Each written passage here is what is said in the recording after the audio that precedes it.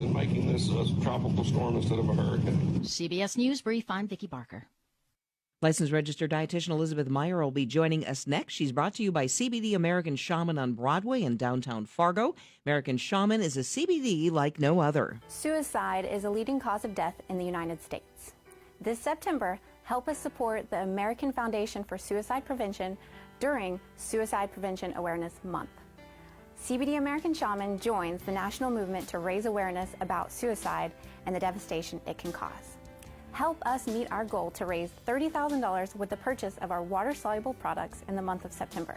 Together, we can make a difference. Live free with American Shaman CBD. Move it! I like to move it, move it. I like to move it. Good morning in Halstead. Good morning in Hillsborough, home of the boroughs. Thank you for making KFGO number one in the morning, number one all day long. The KFGO Morning Crew, Doug Lear, Bonham Study, getting your Tuesday. It's the first day of fall set for you. Every Tuesday around 7:40, we are joined by licensed registered dietitian Elizabeth Meyer. If you have any questions for her, you can text them in to the 702 Communications Text Club. That text number 35270. Good morning to you, Elizabeth. Good morning.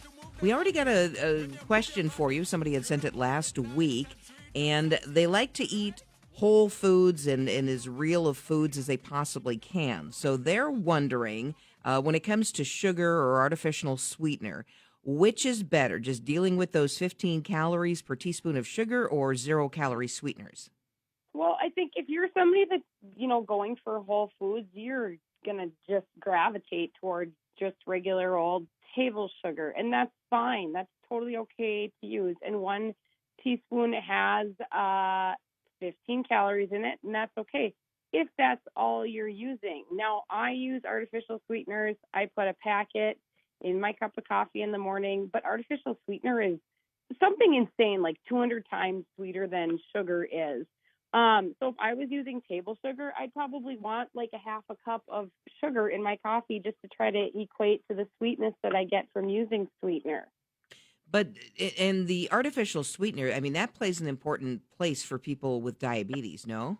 It does. And so artificial sweeteners, there is no carbs, there's no calories, as far as that goes, there isn't anything. So they do have a significant role for people that have diabetes, or maybe you're trying to lose weight, you're trying to cut calories somewhere. So they can completely work in your diet. But sometimes they kind of give us this false sense of, well, I saved all these calories from using artificial sweetener. Now I have way more to use, which isn't always necessarily true. But regular old table sugar, 15 calories, that's not necessarily a bad thing. Just kind of be mindful of how much you're using. Right. That's just it. It's not a bad thing at all. But 1 teaspoon, if you measure out a teaspoon of sugar, it's not very much sugar. And if you're only using that much, then good for you.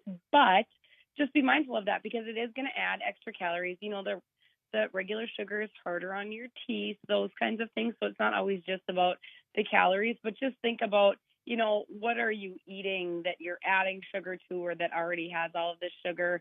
And could you pick something that's healthier instead? Elizabeth Meyer is a licensed registered dietitian. She joins us each Tuesday morning at 7:40 to answer your health, food, and diet questions. Our text club is powered by 702 Communications. Elizabeth, might be probably one of the most intriguing questions I've ever in the history of history asked you. If I want to make the healthy choice this fall between pumpkin bars or carrot cake, which one is a healthier option? Go. How did I know this was going to involve some kind of pumpkin dessert? I think you've asked me this before, and I'm sticking with my answer. Pick the one that you like. If you don't like carrot cake and you're thinking, hey, that's healthier than the pumpkin bars, you're not going to be satisfied anyway. So my advice would be to take a piece of the one that you like, enjoy your piece, and move on. Try not to eat the whole pan in one sitting. It is so easy. And pumpkin bars or whatever, carrot cake, they're like not really good because of that cream cheese frosting. Carrots are vegetables. Have you ever Googled the calorie count? It's like 800 calories or something like that, but it tastes good. Well, okay. Something crazy, and I could easily pass up both of those, but Harper made these banana bars last night, and I can't stop eating those. And I'm usually not really into sweets, but I keep, going and cutting a little sliver because heaven forbid I'd eat just the whole piece. Oh, you're one of those people. We have people around our lunchroom who will do that too. It's like Tiny Connie up in sales. She'll cut like about a 16th of a sliver of a donut. It's just like, just eat it. But she probably doesn't go back 28 times. No, she's pretty good. I'll take a slice every time I pass through the kitchen. She's pretty good. A couple of text questions coming into the 702 Communications Text Club. Are you up to speed on the Whole30 diet, Elizabeth? Somebody's wondering what you think of that.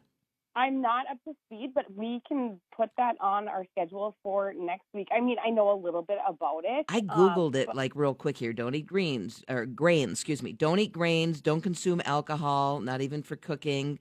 Don't use added sugar, real or artificial. Don't eat grains. The first thing you say is a huge red flag for me because grains are good for us. They give us energy. They give us vitamins. They're going to give us carbohydrates.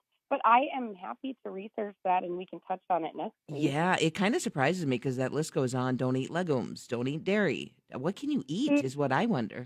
Well, and that's a good question, and especially legumes. I mean, those are good for us, too. So let's put that on the list for next week. That is interesting. Thank you for that question, and we will write that down. Also, let me see here. Somebody says, what are some safe side dishes to serve somebody who has IBS?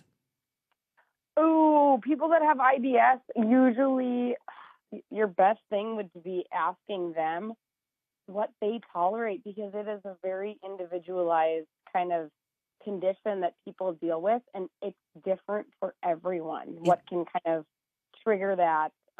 And that's irritable bowel syndrome.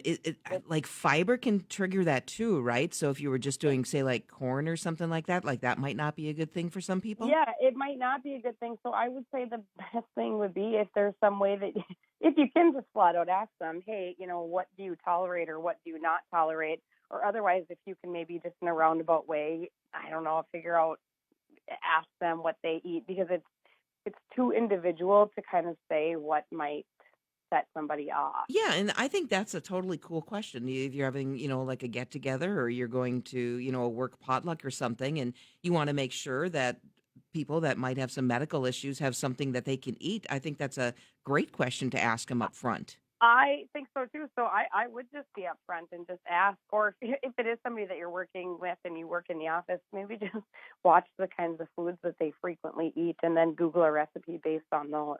Yeah, interesting. Well, another one would be, and I know we've come quite a ways, but like gluten intolerance. I learned probably 10 years ago at a church potluck, somebody had asked if there was like cream of mushroom soup in a certain casserole, and it was like, yeah, and it's like, I didn't realize that that contains gluten, but those who are sensitive or have gluten intolerance, they sure are aware of what they can and can't have.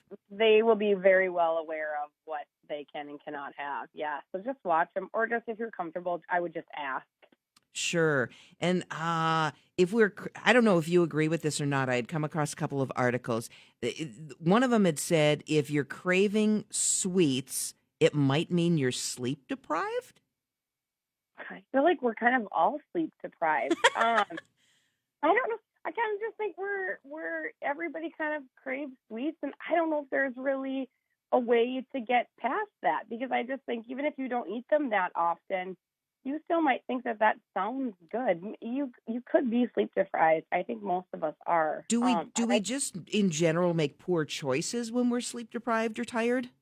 When it comes to eating? Because you're usually just thinking, well, I need something that's just going to, get me through the day. And so I think that we generally do kind of make poor choices when you're sleep deprived because you're looking for something that's going to maybe wake you up quick, give you a little rush. And generally, it might work for a little bit, but you're probably going to come crashing down. So the best thing to do is, honestly, just try to focus on getting enough sleep. Yeah, that's important for a lot of different reasons for your health. Okay, so you have homework for next week, okay? The Whole30 diet. We're going to talk about it.